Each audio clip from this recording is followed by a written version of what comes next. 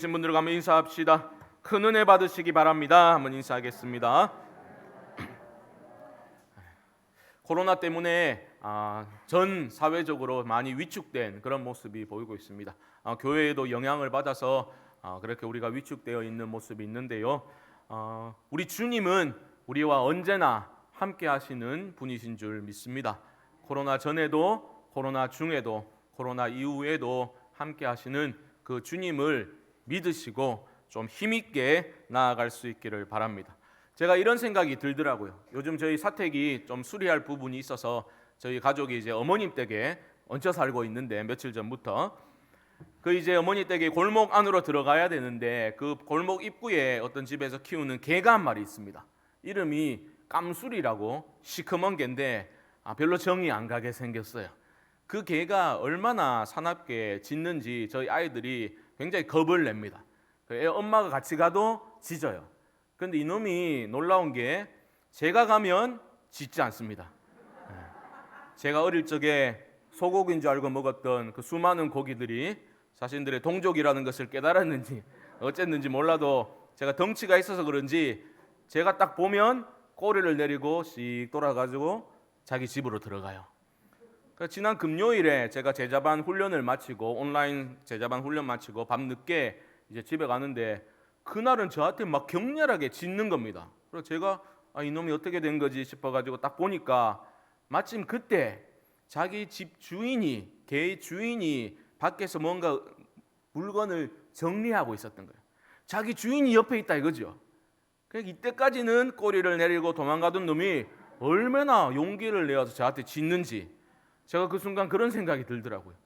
야, 우리 주님이, 우리 주인님이 우리와 함께 계시는데 너무 겁내지 말고 좀 용기를 내어가지고 살아가야 되지 않겠는가? 그런 심오한 깨달음이 저한테 왔습니다. 적절한 비유가 되었는지 모르겠지만 우리도 어려울 때 함께 하시는 주님을 의지하심으로 좀 이 어려운 시기를 돌파해 나가면 좋겠다, 그런 생각이 들었습니다. 오늘로써 이제 요나서 강해를 마무리하게 되는지요. 짧은 분량의 책이지만 요나서는 매우 묵직한 메시지를 전해주고 있습니다. 하나님의 영감으로 기록된 말씀이니 가벼운 말씀이 어디 있겠습니까마는 특별히 요나서는 하나님의 자유라는 굉장히 중요하고도 무거운 주제를 우리에게 제시하고 있습니다.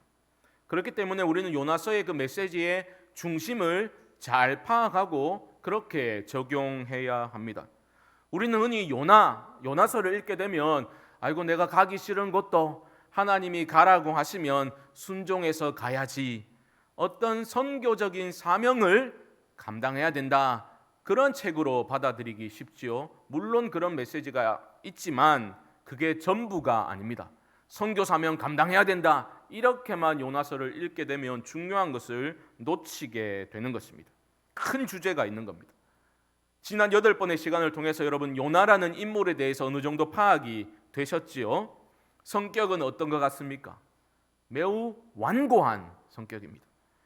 이 요나는 한번 답을 정해놓으면 결코 바꾸려고 들지 않습니다. 고집이 굉장히 셉니다. 똥고집도 이런 똥고집이 없어요.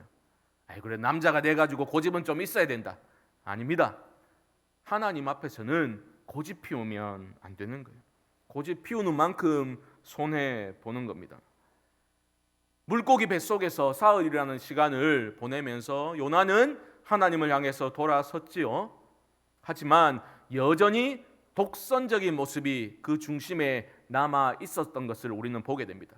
저 우상 숭배하는 자들과 저는 다르게 하심을 감사합니다. 여전히 영적인 우월감에 사로잡혀 있는 그러한 요나의 모습을 보았습니다. 니느웨 백성들을 하나님이 멸망시키셔야만 한다고 그렇게 굳게 믿었습니다. 우상 숭배하는 자들에게 하나님의 구원이 임하면 안 된다고 그렇게 믿었습니다. 그는 자기 의에, 자기 확신에 사로잡혀가지고 하나님의 말씀마저도 왜곡하여서 적용하는 모습을 보여주었지요. 4장 2절 말씀에 나오는 것처럼 하나님은 은혜로우시며 자비로우시며 인자가 풍성하시며, 이것은 요나가 만들어낸 말이 아니라 하나님이 친히 모세에게 하나님이 어떤 분이심을 선포하셨던 말씀의 내용입니다.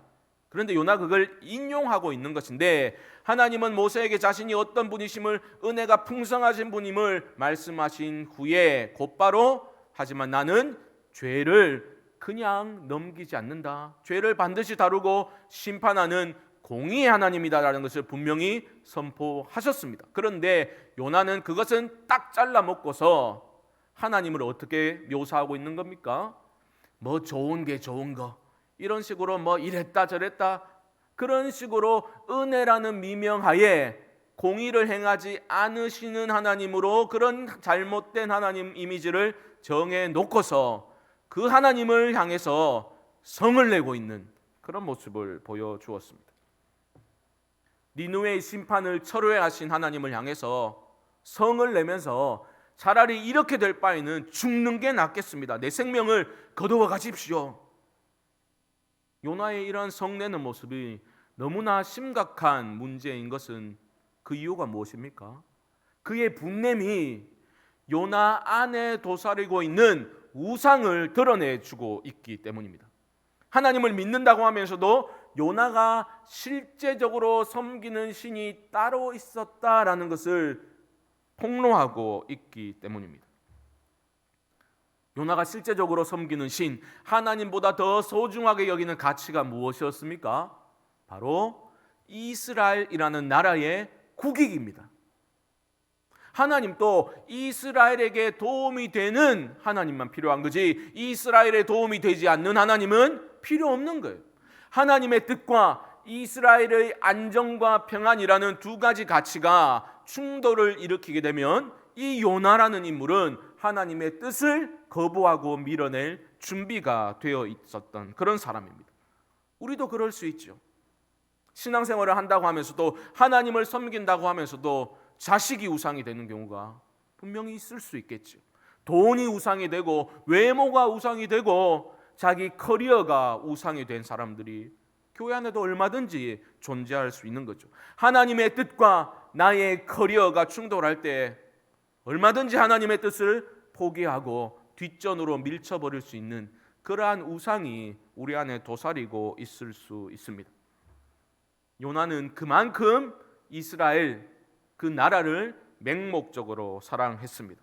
그러니까 니느웨 백성들은, 적국의 백성들은 구원받을 수 없는 거예요. 자기 자신도 하나님의 긍휼로 생명을 얻었으면서도 그 하나님의 긍휼은 그들에게는 임하면 안 된다고 굳게 믿고 있었습니다. 그러한 어리석은 자기 확신, 그 지독한 자기 확신에 사로잡혀서 씩씩거리고 있는 그 요나에게 하나님은 어떻게 말씀하십니까? 하나님은 인내하시죠. 부드러운 음성으로 그에게 질문을 하셨습니다. 네가 성내는 것이 옳으냐? 네가 성내는 게 옳으냐? 하나님은 그렇게 물어보셨습니다. 오늘 본문은 그 하나님의 질문에 대한 요나의 반응이 기록되어져 있습니다. 5절 말씀을 보십시오. 요나가 성읍에서 나가서 그 성읍 동쪽에 앉아 거기서 자기를 위하여 초막을 짓고 그 성읍에 무슨 일이 일어나는가를 보려고 그 그늘 아래에 앉았더라. 일단 요나는 성읍 밖으로 나갔어요. 그리고 자기를 위해서 초막을 짓고 앉아 있었습니다. 그냥 앉아 있는 게 아니라 뭐라고 말합니까? 그 성읍에, 그러니까 니느웨에 무슨 일이 일어나는 것을 보려고 앉아 있었다. 이때 요나의 심정이 어떠했겠습니까? 어쩌면 그런 기대감이 있었던지도 모르죠. 아니, 니느웨를 멸망시키기로 해놓고 하나님이 뜻을 바꾸셨으니 내가 하나님 이건 진짜 아닙니다, 제 목숨을 걸고 내가 충언을 하나님께 올려드렸으니 혹시 아나 하나님이 또 뜻을 돌이키셔가지고 니느웨의 어떤 자기가 생각하기에 옳다 싶은 그 일이 일어나지는 않을까, 그런 기대를 가지고 요나는 앉아 있었던지도 모릅니다. 그런데 하나님은 그런 완고한 요나, 그의 그 완고함을 꺾으시고자 일하고 계십니다. 저 같으면 그냥 그 초막에다가 벼락을 던져가지고 시겁하게 만들어가지고 아이고 잘못했습니다 이렇게 꿇게 만들 것 같은데, 하나님은 그런 식으로 일하지 않으시지요. 하나님은 무엇인가를 예비하셨습니다. 첫 번째로 무엇을 예비하셨습니까? 박넝쿨이에요. 박넝쿨. 하나님이 박넝쿨을 예비하셔가지고 요나 머리 위로 그늘을 시원하게 만들어 주셨습니다. 6절 하반절 요나의 반응을 보십시오. 요나가 박넝쿨로 말미암아 크게 기뻐하였더니, 아니 좀 생각해 보십시오. 하나님을 향해서 조금 전까지만 해도 씩씩거리면서 나를 죽이소 이렇게 하던 사람이 그 박넝쿨 때문에 좀 시원해졌다고 또 좋아가지고 이렇게 기뻐 날뛰는 모습을 보자 하니 정말 비호감이죠. 정말 정이 안 가는 그런 사람이구나, 그런 생각이 듭니다. 기쁨도 잠시뿐이에요. 하나님은 그 다음에 무엇인가 다른 것을 예비하셨는데 이번에는 벌레를 예비하셨습니다. 그 벌레로 하여금 그 이튿날 새벽에 깔아먹게 만드심으로 박넝쿨이 시들어 죽게 됩니다. 그리고 요나가 일어날 즈음에서 또 무엇을 예비하셨습니까? 뜨거운 동풍을 예비하셨습니다. 8절 보십시오. 해가 뜰 때에 하나님이 뜨거운 동풍을 예비하셨고 해는 요나의 머리를 쪼이매. 하나님이 제대로 한 방 먹이신 거예요. 또 뜨거워지니까 요나는 급 분노 모드로 전환을 하고 있습니다. 8절 중반절 보십시오. 요나가 혼미하여 스스로 죽기를 구하여 이르되 사는 것보다 죽는 것이 내게 나으니이다 하니라. 또다시 날 죽일소. 성내고 있는 그 요나에게 하나님은 다시 부드럽게 질문하십니다. 9절 보십시오. 하나님이 요나에게 이르시되 네가 이 박넝쿨로 말미암아 성내는 것이 옳으냐. 두 번째 질문이죠. 네가 성내는 게 옳으냐, 이 박넝쿨 때문에 성내는 게 옳으냐. 요나가 곧바로 대답합니다. 내가 성내어 죽기까지 할지라도 옳으니이다 하니라. 죽는다는 말이 그 입에 달고 사는 사람이 굉장히 피곤한 사람인데, 내가 성내어 죽기까지 할지라도 옳습니다. 이 요나의 완고함, 이 완고함이 혹시 내 안에 자리 잡고 있지는 않습니까? 자기의 의와 자기 확신에 사로잡혀가지고 하나님의 은혜라는 것을 나만을 위한 은혜만으로 독점하고자 하는 그런 이기심이 우리 안에 도사리고 있지는 않습니까? 아니면 영적인 우월감에 사로잡혀가지고 하나님의 뜻보다는 내 자신의 뜻을 고집하면서 그런 독선적인 모습이 우리 안에 버티고 있지는 않습니까? 하나님 우리를 사랑하시거든요. 하나님은 우리의 그런 모난 부분들을 다양한 방법들을 통해서 다양한 것들을 예비하심으로 다듬어 가시기를 원하십니다. 하나님이 우리를 고쳐 나가시고자 여러분 삶 가운데 분명히 일하고 계실 겁니다. 그때 여러분 성내거나 저항하거나 도망치지 마시고 그 하나님의 손길에 여러분 삶을 맡겨드릴 수 있기를 주님의 이름으로 축복합니다. 자비와 긍휼로 우리를 참으시고 인내하시는 그 하나님을 우리는 더 이상 멸시치 말아야 할 것입니다. 내가 성내어 죽는다 할지라도 옳습니다. 도끼 눈을 뜨고서 하나님께 대들고 있는 그 요나에게 하나님은 그의 수준에 맞추어서 설득을 하고 계십니다. 10절과 11절 보십시오. 여호와께서 이르시되 네가 수고도 아니하였고 재배도 아니하였고 하룻밤에 났다가 하룻밤에 말라버린 이 박넝쿨도 아꼈거든. 하물며 이 큰 성읍 니느웨에는 좌우를 분변하지 못하는 자가 12만여 명이요 가축도 많이 있나니 내가 어찌 아끼지 아니하겠느냐 하시니라. 하나님은 지금 무엇보다 이 요나의 그릇된 자기 확신을 깨뜨리고자 애를 쓰고 계십니다. 지금 요나는 하나님의 자유를 인정하지도 않고 하나님의 자유를 자기가 믿는 그 신념으로 제한하려고 들고 있는 겁니다. 니느웨를 심판하시지 않고 니느웨 백성들을 살려주는 것은 하나님의 공의의 성품에 위배된다고 그는 굳게 믿고 있는 겁니다. 그런데 하나님은 뭐라고 하시는 겁니까? 하나님은 창조주로서 당신의 자유에 따라 모든 것을 심기도 하시고 거두시기도 하시는 분이심을 요나에게 박넝쿨을 통해서 깨우쳐 주시고 계신 겁니다. 하나님의 자유라는 것은 요나가 굳게 믿고 있는 것처럼 도식화될 수도 없고 획일화될 수도 없는 것임을 그는 깨달아야 했던 겁니다. 하나님을 향해서 감히 피조물이 하나님이 무슨 하나님이 일관성 없이 이랬다 저랬다 하시는 거야 감히 말할 수 없다라는 것이죠. 그 하나님의 자유에 근거해서 요나가 지금 살아있는 겁니다. 그 하나님의 자유에 근거해서 이방인 선원들이 목숨을 건진 거예요. 하나님의 자유 때문에 니느웨 백성들이 멸망당할 뻔했다가 살아나게 된 겁니다. 우리가 이 시간에 예배 드리고 있는 것도, 우리가 살아 숨쉬고 있는 것도 하나님께서 그렇게 허락하셨기 때문입니다. 인간의 그 어떤 명분도 이론 체계도 하나님의 자유를 가둘 수 없는 겁니다. 이 하나님의 자유에도 여러분 기준이라는 것이 있습니다. 물론 하나님은 하나님 마음대로 하시는 분이셔요. 그게 아무 문제가 되지 않습니다. 우리는 마음대로 한다 하면 부정적인 뉘앙스를 떠올리죠. 기준도 없이 어떤 결점이 있는 결정을 내리는 것을 마음대로 한다라는 표현을 하곤 하지만 하나님은 마음대로 하시는 분이시죠. 그 하나님의 마음대로의 중심에는 그러나 분명한 기준이 있습니다. 그 기준을 요나서 기자는 요나서의 마지막 부분에서 2절에서 강조하고 있습니다. 그것은 바로 하나님 자유의 기준은 하나님의 긍휼입니다. 하나님의 긍휼, 연민, 불쌍히 여기는 것. 그것이 마지막 2절에 나와 있는데요, 바로 아끼다라는 단어입니다. 아끼다. 이것은 긍휼히 여기다라는 뜻입니다. 제가 여러 번 말씀드렸죠. 영어 단어 긍휼, compassion이라고 표현한다고. compassion은 com은 함께라는 뜻이고 passion은 아픔, 고통, 고난을 의미합니다. 그래서 쉽게 말하면 긍휼이라는 것은 그 대상 때문에 나의 마음이 아픈 겁니다.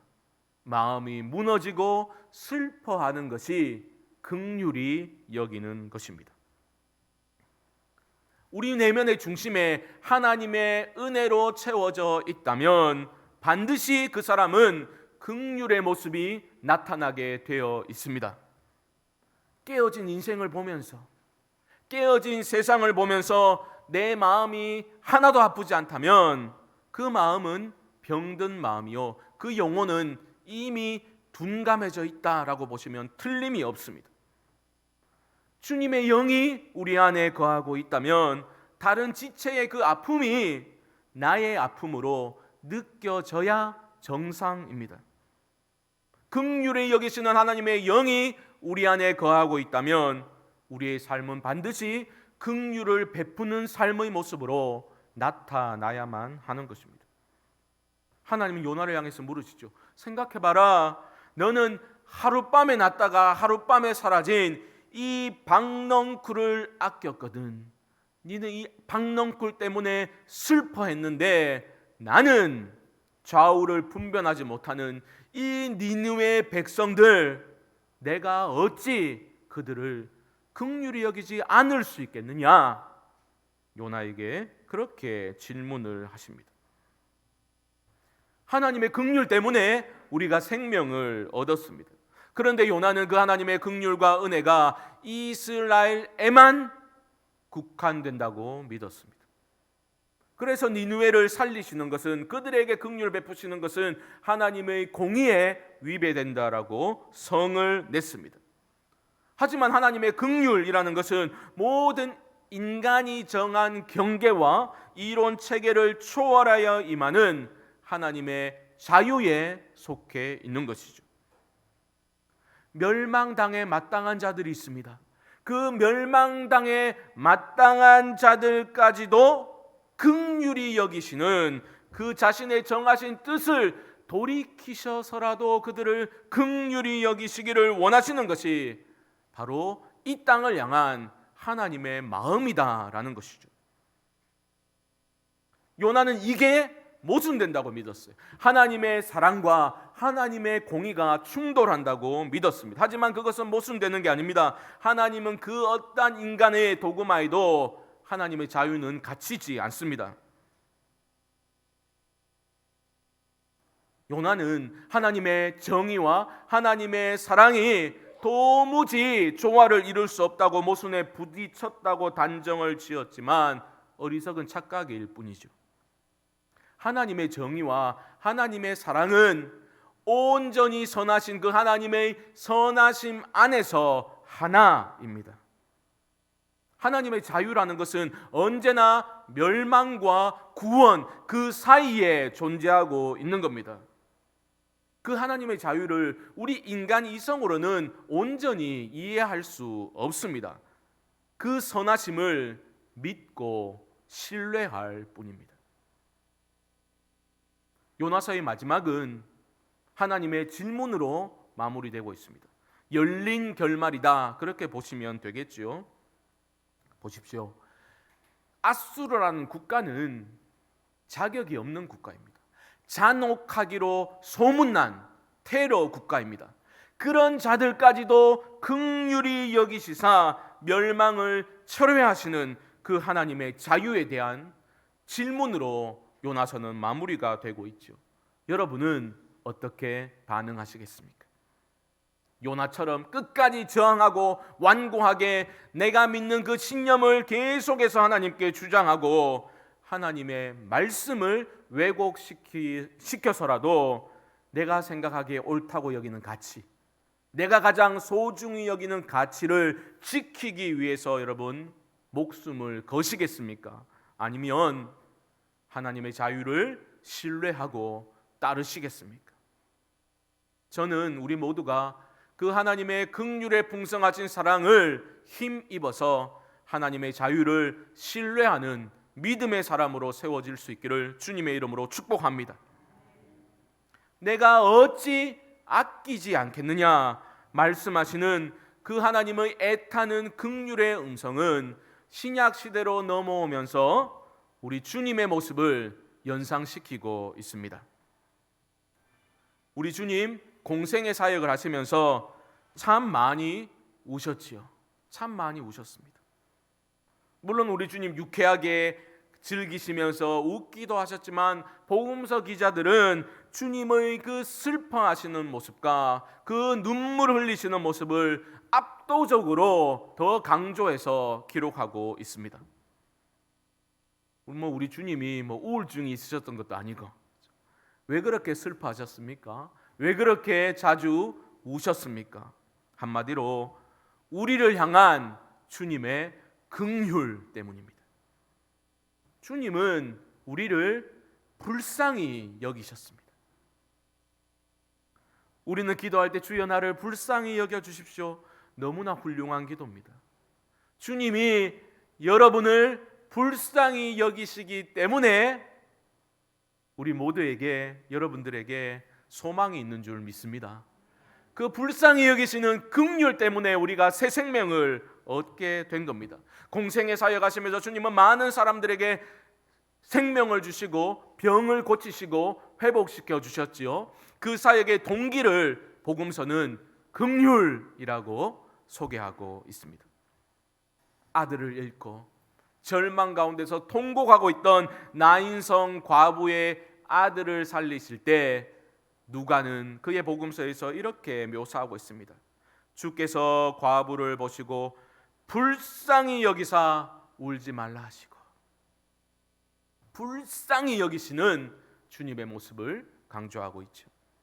우리말로는 불쌍히 여기다 이렇게 번역되어 있지만 그 헬라어 단어 원문을 보게 되면 그 단어에는 창자, 내장이라는 단어가 포함되어 있습니다. 무슨 말입니까? 아들을 잃고 통곡하고 있는 그 여인을, 그 과부를 바라보면서 우리 주님은 그 내장이 찢어질 정도로 그렇게 슬퍼하셨다는 거예요. 함께 아파하셨다는 겁니다. 우리말로도 왜 애간장이 탄다 이런 표현이 있잖아요. 주님은 그 상실의 고통 가운데 몸부림치고 있는 여인과 애간장이 탈 정도로 불쌍히 여기시며 그녀와 함께 아파하셨다라는 거죠. 이 불쌍히 여기시는 긍휼이 동기가 되어 생명의 역사가 일어나게 되는 겁니다. 긍휼을 베푸시는 우리 주님께서는 우리 모두를 향해서 질문을 반드시 하십니다. 내가 어찌 아끼지 아니하겠느냐.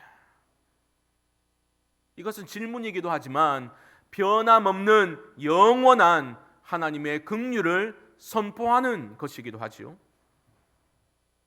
동시에 너는 그 긍휼을 힘입어서 생명을 얻었는데 너는 지금 도대체 무엇을 하고 있느냐?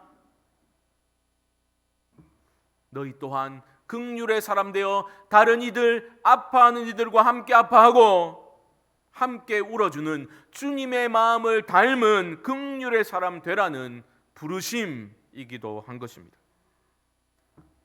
주님은 그저 슬퍼하셨을 뿐이 아니죠. 좌우를 분별하지 못했던 우리를 위해서 주님은 십자가에 달려 죽으셨습니다. 감정적으로 슬퍼하고 끝낸 게 아니라 우리를 위해서 죽으셨습니다. 자발적으로. 그럴 필요도 없으신 분이 창조주께서 우리를 불쌍히 여기셔서 십자가 위에 물과 피를 쏟으심으로 우리에게 생명을 주셨습니다. 그 십자가가 완전한 하나님의 사랑과 공의가 어떻게 이루어지는지를 보여준 지점이죠. 죄를 간과하실 수 없으신 공의의 하나님께서는 친히 죄를 담당하시고 십자가 위에 달리셨습니다. 왜요? 우리를 사랑하셨기 때문입니다. 그 자체로 완전하신 하나님께서 자발적으로 우리를 사랑하셨기 때문에 십자가 사건이 일어나게 된 것입니다. 이게 구원의 신비예요. 하나님의 공의와 하나님의 사랑이 완전하게 조화를 이루고 성취되는 구원의 신비입니다. 이것이 이 하나님의 자유를, 이 신비를 어찌 감히 인간의 이성으로, 논리로 설명할 수 있겠습니까? 신비는 미스테리 아닙니까? 미스테리온이라는 것은 인간의 논리를 뛰어넘는 거라고요. 어찌 감히 설명해 낼 수 있겠습니까? 사랑하는 성도 여러분, 요나서를 마무리하면서 요나서 강의 9시간을 통해서 여러분들은 무엇을 느끼셨습니까? 요나가 문제로구나 깨달으셨다면 제대로 가고 계신 거예요. 요나가 문제입니다. 요 네가 아니라 요나가 문제입니다. 하나님의 뜻보다 언제나 나의 뜻을 앞세우고 기도마저도 내가 정한 대로 반드시 이루어져야만 한다고 고집을 피우고 있는 요나가 문제입니다. 아무 공로 없는 죄인에게 값없이 구원의 은혜를 베풀어 주신 그 긍휼을 우리가 입고서도 내가 정한 신앙의 잣대로 다른 이들을 함부로 판단해버리고 그들의 아픔과 연약함을 덮어주고 내가 담당하기보다는 헛된 자기 의에 사로잡혀가지고 내 자신의 영적인 우월감을 부각시키고 싶어하는 요나가 문제이시오. 저런 인간은 은혜 받을 자격도 없다고 냉정하게 선을 그어버리고 자기 신앙의 잣대로 다른 이들을 함부로 재단해버리는 요나가 문제입니다. 수십 년 교회를 출입하면서도 다른 이의 아픔으로 인하여서 제대로 한 번도 아파보지 못했던 너무나 자기 중심적인 요나가 문제입니다. 마지막으로 요나서의 이 열린 결말은 우리에게 궁금증을 자아내게 하지요. 과연 요나는 이후에 어찌 되었을까? 회개했을까? 돌이켰을까? 궁금해하시는 분들이 많을 겁니다. 본문은 침묵하고 있지만 합리적인 추측을 한번 해볼 수는 있겠죠. 저는 믿기로 요나가 하나님의 은혜, 포기를 모르시는 추적하시는 하나님의 은혜 때문에 돌이키지 않았을까 그렇게 믿어 봅니다. 왜냐하면 요나가 그냥 지어낸 소설이 아니지 않습니까? 그 부끄러운 과거를 요나가 자기 입으로 전하지 않았다면 어찌 전해질 수 있었을까? 물고기 뱃속에서 기도했던 그 기도의 내용들, 너무나 완고하고 하나님 앞에 대들고 고집 피웠던 그 자신의 부끄러운 과거를 하나님의 은혜로 내가 그렇게 어리석었구나, 깨달은 요나가 전하지 않았다면 어찌 전해질 수 있었을까? 동시에 요나를 변화시킨 하나님의 은혜의 강력이 우리 삶 가운데 역사한다면 우리에게도 소망이 있구나라는 것을 믿게 됩니다. 사랑하는 성도 여러분, 요나를 변화시키신 하나님의 은혜와 그 긍휼과 포기를 모르시는 하나님의 열심은 바로 우리 모두를 향한 하나님의 마음인 것을 믿으실 수 있기를 주님의 이름으로 축복합니다. 그것 때문에 우리 모두에게 소망이 있는 거예요. 하나님의 마음이 우리 안에 있는 겁니다. 하나님의 그 사랑과 은혜가 있는 거예요. 포기를 모르시고 요나를 끝까지 추적하시고 참아주시고 말을 건네주시고 이끌어가시고 설득하시는 그 하나님이 여러분들을 놓지 않으시기 때문에 우리 모두에게도 소망이 있는 것입니다. 그 하나님의 자유를 여러분 신뢰하시고 인정하십시오. 내 머리로 다 이해되지 않는다 할지라도 내가 보기에 불합리해 보이는 그 모든 인간 군상들의 질이 멸렬한 모든 현상들을 뛰어넘어서 온전히 선하시고 아름다우신 그 하나님을 여러분 발견할 수 있기를 바랍니다. 그 하나님을 향해서 여러분 마음의 문을 활짝 열어놓으심으로 말미암아 은혜의 빛이 여러분들을 조명하사 여러분들이 그 구원의 은혜를 온전히 누리고 그 은혜를 받은 자답게 합당한 삶으로 하나님을 선포하시는 복된 성도님들 되시기를 주님의 이름으로 간절히 축원드립니다.